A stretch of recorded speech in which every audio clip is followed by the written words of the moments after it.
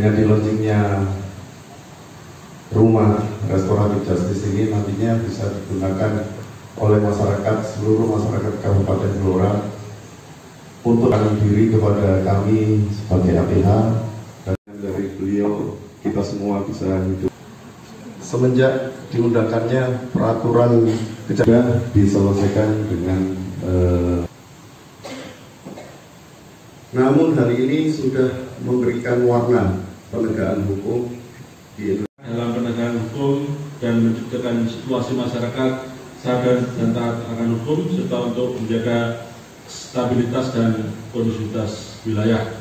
Kami juga berharap tidak hanya dari kejaksaan, nantinya dari kepolisian juga bisa meluncing ini untuk bersama-sama kita, pemerintah kabupaten, pemerintah kecamatan, pemerintah desa kelurahan, untuk bersama-sama mengawal kegiatan ini. Tadi disampaikan oleh Pak Kajari bahwasanya restoratif justice ini adalah suatu pendekatan yang menitik beratkan pada kondisi terciptanya keadilan dan keseimbangan bagi pelaku tindak pidana serta korbannya sendiri. Restoratif justice adalah suatu solusi alternatif untuk penyelesaian perkara, khususnya perkara pidana yang ada di masyarakat, dengan mengedepankan win-win solution.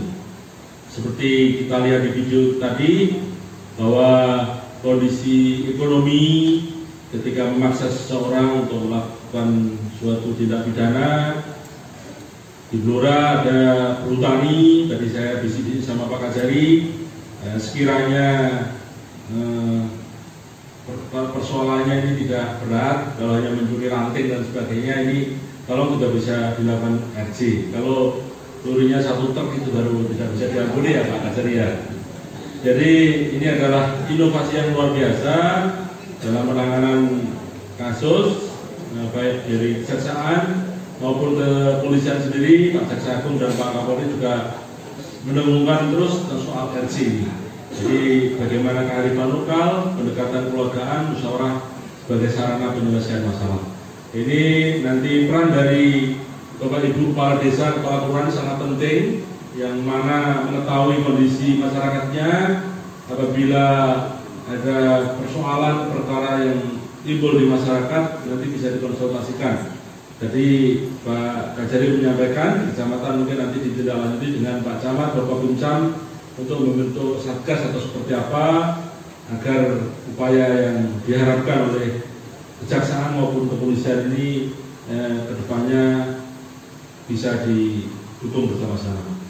Bapak Ibu ketahui bahwa rutan atau lapas di Indonesia ini over capacity, dan dengan RC ini diharapkan untuk mengurangi populasi penghuni rutan maupun lapas. Jika persoalannya bisa diselesaikan secara kekeluargaan, ini tentunya lebih baik untuk mengurangi jumlah penghuni lapas dan rutan yang ada di masyarakat.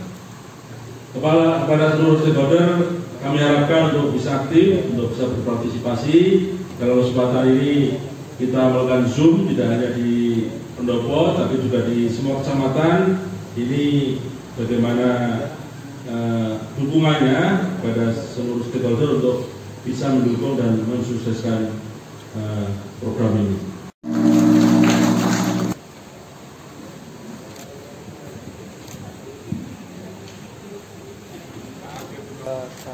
Lagi 1, 2. Assalamualaikum warahmatullahi wabarakatuh. Terima kasih rekan-rekan atas kehadirannya untuk ikut meliput kegiatan launching rumah RC ini. Jadi peluncuran rumah RC ini dimaksudkan adalah untuk sebagai bentuk lain dalam penegakan hukum. Kalau dulu monoton penegakan hukum itu harus dibawa ke pengadilan, disidang, diperiksa, kemudian dijatuhi hukuman. Sekarang ini juga searah dengan KUHP untuk penyelesaian perkara biaya ringan, cepat dan sederhana. Maka diluncurkanlah peraturan kejaksaan nomor 15 tahun 2020 tentang penghentian penuntutan berdasarkan keadilan restoratif justice. Tujuannya apa? Dengan tidak dibawanya ke pengadilan, ini seakan-akan mereka sudah kembali hidup damai antara korban dengan si pelaku. dikembalikan keadaannya menjadi keadaan seperti keadaan semula, seperti tidak pernah terjadi apa-apa. Namun menjadi catatan tetap bagi pelaku itu datanya sudah ada di kami, sehingga kalau suatu saat melakukan kembali tentunya itu menjadi catatan kami untuk memberikan hukuman, pastinya akan diperberat. Nah, selain itu kita libatkan masyarakat, tokoh masyarakat, pamong desa dan sebagainya, tokoh agama juga untuk ikut dalam berperan dalam perdamaian tersebut. Harus diingat juga, tidak semua bisa diselesaikan dengan RJ. Ada kualifikasi pasal yang diperbolehkan. Ancaman hukumannya juga tidak boleh lebih dari 5 tahun, maaf. Tidak boleh lebih dari 5 tahun. Itu yang bisa diajukan untuk RJ. Dan diharapkan rumah RJ ini bisa menjadi sinergi yang bagus antara masyarakat dengan kami, aparat penegak hukum, khususnya di kejaksaan, supaya bisa menjadi lahan juga atau menjadi ruang yang nantinya bisa digunakan oleh masyarakat yang membutuhkan pengetahuan hukum atau lagi ada masalah boleh konsultasi, digunakan rumah RJ kami untuk berkonsultasi.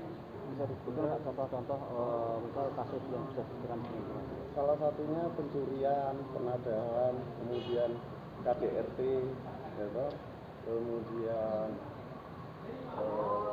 penganiayaan yang ancamannya juga tidak lebih 5 tahun, itu salah satunya. Ada perkara yang kan